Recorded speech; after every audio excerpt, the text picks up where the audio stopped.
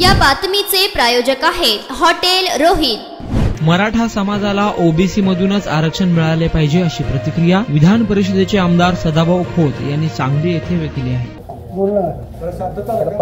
मी सर्वप्रथम भारतीय जनता पक्ष आणि आमचे सर्व वरिष्ठ नेते आणि राज्याचे आमचे लोकनेते आदरणीय देवेंद्रजी फडणवीस यांनी घटक पक्षांना सुरुवातीपासूनच सन्मान दिलेला आहे आणि यावेळी सुद्धा रयत क्रांती संघटनेला विधान परिषदेची एक जागा देऊन खऱ्या अर्थानं राज्यातल्या शेतकऱ्यांचा, शेतमजुरांचा, 12 बलुतेदाराचा आणि गावगाड्याचा या ठिकाणी सन्मान केलेला आहे।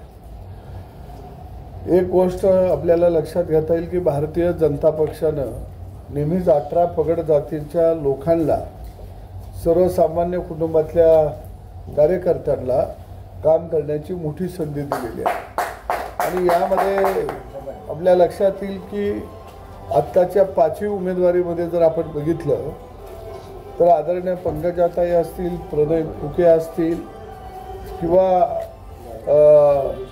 योगेश टिळेकर असतील, आमचे पुण्याचे दुसरे उमेदवार हे सुद्धा मातंग समाजातून आलेले आहेत आणि अशा प्रत्येक घटकाला या ठिकाणी त्यांनी न्याय देण्याचा प्रयत्न केला। एक शेतकरी चळवळीतला कार्यकर्ता म्हणून माझाही सन्मान आदरणीय मोदी साहेबांच्या नेतृत्वाखाली आणि आदरणीय अमित शहाजी यांच्या नेतृत्वाखाली भारतीय जनता पक्षानं काम करण्याची मला संधी दिली। त्याच्या अगोदर नेहमी तुम्ही बरेच वेळा म्हटलेलं आहे घटक पक्षांना घटक पक्षांना शेवटी तुम्हाला त्यांनी संधी दिली, त्याबद्दल काय वाटतं? नेहमी तुम्ही सांगत होता अगोदर घटक पक्षांना जमीन धरत नाही आहे, घटक पक्षांना जमीन धरत नाही आहे। ते एक आहे की लेकरू रडल्याशिवाय आई त्याला दूध पाजत नाही आणि आम्ही शेवटी एका कुटुंबातले लोक होतो। कुटुंबामध्ये थोडंसं भांड्याला भांडं घासलं की त्याचा आवाज होतो आणि बोलणं हे काही गैर आहे अशातला भाग नाही, पण आम्ही विचार सोडला नव्हता, आम्ही तत्व सोडलेली नव्हती आणि म्हणून एकंदरीत आज जर एक परिस्थिती जर बघितली तुम्ही तर तुमच्या लक्षात येईल की कोणत्याच पक्षानं वेगवेगळ्या घटकांना एवढा मोठा सन्मान दिलेला नाही। ना पवार साहेबांनी दिलेला आहे, ना काँग्रेसनं कधी दिला आहे, कारण विधान परिषद असतील, राज्यसभा असतील, ह्या प्रस्थापितांच्या घरामध्ये पारंपरिक राजकारण जिथं चालतं त्यांच्याच घरामध्ये दिल्या जातात, परंतु भारतीय जनता पक्ष याला अपवाद आहे। माधव जानकर साहेबांना विधान परिषद दिली ती, आदरणीय विनायक मेटेंना दिली ती, त्याचबरोबर आठवले साहेबांना केंद्रामध्ये गेली 10 वर्षापेक्षा जास्त काळ झाला, ते आता मंत्रिपदावर राहत आहेत। मला दुसऱ्यांदा संधी दिलेली आहे। गोपीचंद पडळकरांचं नाव आपल्याला डोळ्यासमोर ठेवता येईल आपल्या भागातलं।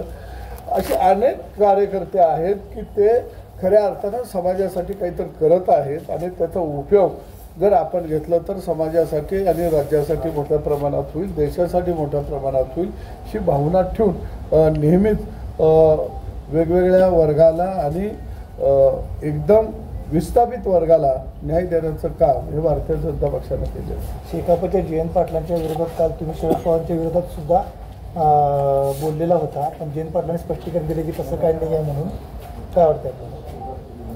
शेतकरी कामगार पक्ष एकेकाळी या महाराष्ट्रामध्ये एक शेतकऱ्यांचा पक्ष म्हणून ओळखला जायचा, शेतमजुरांचा पक्ष म्हणून ओळखला जायचा, कामगारांचा पक्ष म्हणून ओळखला जायचा, परंतु आपल्या लक्षात येईल की शेका पक्ष फोडण्याचं बाप ह्या पवार साहेबांनीच केलेलं होतं। एका बाजूला जयंत पाटील साहेब यांच्याविषयी माझ्या मनामध्ये निश्चितपणानं शेका पक्षाचे आदर आहे, कारण ते चळवळीत आलेला एक कार्यकर्ता आहे, शेतकऱ्यांचा नेता म्हणून ओळखलं जातं, त्यांना ओळखलं जातं। अनेक वर्ष त्यांनी सभागृहामध्ये काम केलेलं होतं। तुम्ही भाजप शिवसेनेचं आलेलं सरकार तुम्ही कपट कारस्थान करून शकुनी मामानं जसं सतरंजीवरती डाव टाकावेत आणि पांडवांचं राज्य उद्ध्वस्त करावं, त्या पद्धतीनं भाजप शिवसेनेच्या सरकारच्या विरोधामध्ये शरद पवार हे शकुनी मामा बनून त्यांनी डाव टाकला आणि तुम्ही उद्धव ठाकरे साहेबांना बाजूला केलं आणि राज्यामध्ये सरकार आणलं. तुम्ही तुमचे 50-55 खासदार आमदार असताना तुम्ही सत्तेमध्ये आला, दुसऱ्यांचे 40-42 त्यांना घेतलं तुम्ही आणि शिवसेनेला बरोबर घेतलं आणि राज्यामध्ये सरकार स्थापन केलं. तिथं एक माणूस तुम्हाला का निवडून आला नाही? म्हणजे खऱ्या अर्थानं शरद पवारांनी राहायला सोयला शेका पक्ष सुद्धा संपवण्याचं काम केलं. एक चांगली गोष्ट झाली की सुरुवात शेका पक्ष संपवायचा ही त्यांनीच केली आणि शेवट सुद्धा त्यानेच केला. आणि म्हणून जयंत पाटील हे सरळ मार्गी व्यक्तिमत्व आहे. ते विचारक 10-12 तर मतं दिली, ती कशाला आता पवारच्या विरोधामध्ये बोलायचं. पण त्या जयंत पाटील साहेबांना माहीत नव्हतं की लबाडाचं अवतान जेवल्याशिवाय खरं नसतं. कारण शरद पवार हे कधीच अवतान जेवायसाठी देत नसतात, तर त्याच्याजवळ काही शिल्लक आहे का ते घेण्यासाठी देत असतात. सध्या राज्यात सगळ्यात मोठा प्रश्न निर्माण झाला आहे तो आरक्षणाचा. जरंगे पाटलांनी सुद्धा 20 तारखेचा अल्टिमेटम दिलेला आहे. त्याचबरोबर हक्केंनी सुद्धा सांगितलेलं आहे की जरंगे पाटलांनी जर आंदोलन केलं तर आम्ही सुद्धा मुंबईत आंदोलन करू. नेमकं या सगळ्या प्रश्नावर आपल्याला काय वाटतं? या प्रश्नावरची माझी भूमिका आरक्षणाच्या बाबतीमध्ये मी स्पष्ट वेळोवेळी मांडलेली आहे आणि त्या भूमिकेवरती मी ठाम आहे. मी आपल्या माध्यमातून राज्यातल्या जनतेला सांगू इच्छितो की ना ओबीसीचं आरक्षण कोणाला जाणार आहे. मराठा समाजाला जे 10% आरक्षण सरकारनं दिलेलं आहे ते आरक्षण सरकारनं टिकवावं.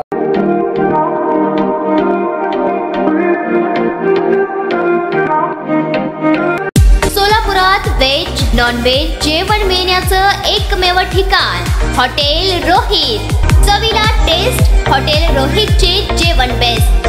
बर्थडे पार्टी, कार्यक्रम, विविध पार्टींचे ऑर्डर्स ही स्वीकारले जातील. ग्राहकांसाठी खास पार्सलची सोय. आमचा पत्ता हॉटेल रोहित, दादरस्ता अपोजिट कारीगर पेट्रोल पंप, सोलापूर.